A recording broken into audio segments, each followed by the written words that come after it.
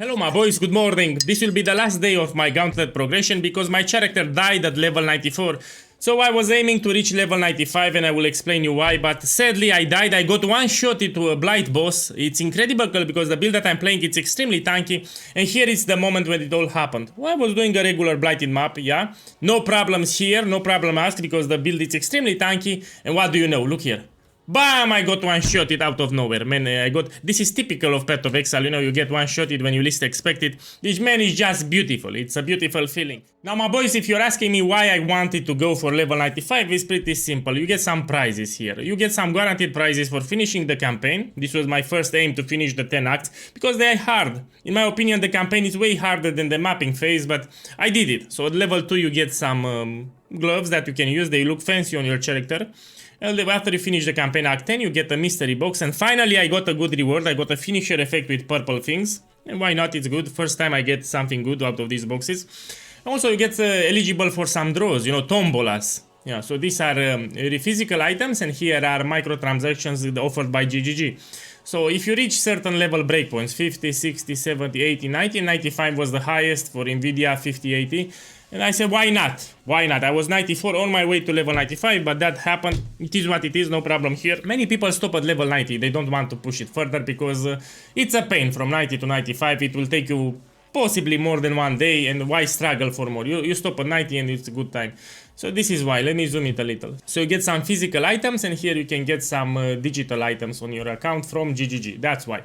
And my boys, now let's explain what I played. I played Explosive Arrow Ballista Ancestral Commander. I made a build specifically tailored for the Gauntlet event. I made here explanation of the build. And let's go on PoE Ninja now to see what happened. And go to builds, because your build will be safe here. So we select the Zizaran Gauntlet Merciless here, and here it's Ancestral Commander. As you can see, a lot of people play the build. They realize that it's good for finishing the campaign. I mean, this build was adapted for casual players or players that don't typically play hardcore. I mean, if you're an experienced player and you play hardcore, for sure, I explained, you go with a melee skill because you know how to dodge, you know what to do in hardcore. But for sucky boys that don't typically play hardcore, just do this build because it will help you finish the campaign pretty fast. And for a lot of people, just the box was the aim, you know, they didn't want it to go for 95, just to finish the campaign and get the box, and also have a taste of the special campaign mechanics that were added. And behold that a lot of people finish it. Here is my character, PoE guy Ballista, sexy. Sadly I stopped at 94 because of that blight boss. It is what it is, I won't cry now. And you can see a lot of people did my setup here, but they stop at level 90. They don't go for 95. Only if you're crazy you can go for 95, because you will lack single target damage. So I explained, this build in the campaign has good damage, great defenses. If you want to push level 90, it's fine, you can do it. But if you want to push level 95, you will lack damage, especially for pinnacle bosses. You will lack damage. This is the idea. Well, the build was tailored to finish the campaign and maybe push it to 90, but if you want 95, you lack damage. But it's good, it's good. So you see it here, a lot of people played it, and I'm having fun. And keep in mind that this is a setup that I tested in the previous events. I do this setup, it's my personal setup for Explosive Arrow Ballista. I do it a little differently, and I used it in the past gauntlets, and I knew that it works because I always finish the gauntlet with this similar setup. Yeah. Now my boys, let's see my character here. After, if your character die, will get migrated into Himalaya. So we go here to solo self-found, here we'll get migrated, and we log in on it. I want to show you the gameplay, because you need to understand that even though this is not a bosser, we still do good damage. So here I died, but I still have access to my character. Here you can see my items, and I want to run a tier 17, a tier 16 map. Oh, the problem, I don't have my tabs. Oh, then I don't. You need to trust me that it clears tier 16 maps fine. Just stay away from pinnacle bosses. Let me see. I want to give you some tips for the. Man, fuck this shit, man. My Atlas 3, it's. Okay, let me say what I have here. So the build that I played is very tanky. Man, even Ancestral Commander nodes. I wanted to show you why I went Ancestral Commander. Pretty much on the first lab, you have access to a very powerful node that will grant you one extra totem, which is useful. And the totems will absorb or redirect 20% of your damage. So 20% damage redirection from the ascendancy point on the first lab, which is important. And we get extra here. So we have 25 damage from hits is taken to your nearest totem life. So 25% of the damage that we take in the campaign will get redirected to a totem. That was very, very powerful. Also, we had another powerful effect, basically emulating a Defiance of Destiny amulet. Great for defenses, and before engaging with Tava, you could unlock it actually in the campaign. So it was really powerful. Plus, here we have spell suppression on top. We have a lot of early life nodes because we're starting with a Marauder pretty much. See a lot of life everywhere here. Even on the skill tree progression early we took this node, so helped out with that penetration. Was just too good, man. This setup is just too good for the campaign, and again was tested. I did it multiple times. Now let's check my items here, what I did. I used Faustus gambling a lot, so a lot of my items once I reach the mapping phase I gambled. For example, for the amulet you can gamble amulets from Faustus. Many times you will get +1 to level of all fire skill gems that will bump up your explosive auro ballista further, which is nice. Here, yeah, these are, you will need to have 2 amethyst rings, especially in the campaign you will buy it. Yeah, good stuff here. I also gambled my belt, was gambled from Faustus. Pretty much most of my gear, even the boots were gambled from Faustus, and you get a lot of gold in the end game.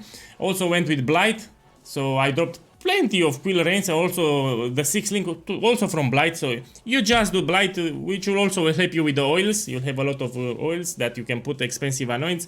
Blight is great in these events, and I always encourage it. Plus you get a lot of experience from doing blighted maps. Good. And this because our rare items, I use Elders, Embers and Icors to roll the implicits. Put something with utility pretty much. Here it's a great quiver for this build. It will give me 1 extra totem. In the event I had 7 totems because of the Ascendancy. The best in slot helmet that I was hoping to get, I didn't got it, it's Wilma Requital. The reason is simple, you have Ancestral Bond, this keystone here, that will give us 1 extra totem. So I would have 8 totems in the... So for my setup here, I highly encourage to get a Skirmish, get a Quill Rain, and get Wilma's Requital. The reason we're using Quill Rain here is very sexy because I'm not doing the typical explosive arrow ballista. I'm focusing on the explosive component. You know, the arrows stuck on a target and then they explode at the end. And the faster we can attack, the more explosions we can trigger. Plus, because we focus on the direct hit damage, you can also take point blank. You put the totems closer to the boss, they deal 30% more damage. And we're gonna take also precise technique, 40% more attack damage. This is huge if accuracy rating is higher than maximum life. And it's easy to do it this in the campaign especially. You take these notes here and this mastery that also give you elemental resistances, pretty much. This will help you for the campaign. For the end game, you put some items that have accuracy on them, and you have extra notes, like here, for example, they give you accuracy. Good times, you know what they say, good times, good setup, good times. My boy, sadly, I cannot give you any gameplay showcase because I don't have any maps here. But let's talk about also the Pantheon here. Our biggest weakness for this build is damage for overtime. That's why I took Soul of Arakali, reduce damage taken from damage over time, it's useful. And here I took Soul of Garukan because I didn't went for Purity of Elements in the Gauntlet. Yeah, so this will reduce the effect of shock. And keep in mind you can also get more reduced effect of shock on the helmet. So this will mitigate shock. And when you're opening strong boxes, you will identify them so you don't get frozen. You know, some strong boxes will freeze you, and then it will kill you with detonation. And yeah, you need to be careful with strong boxes. Freeze is not a problem with this build.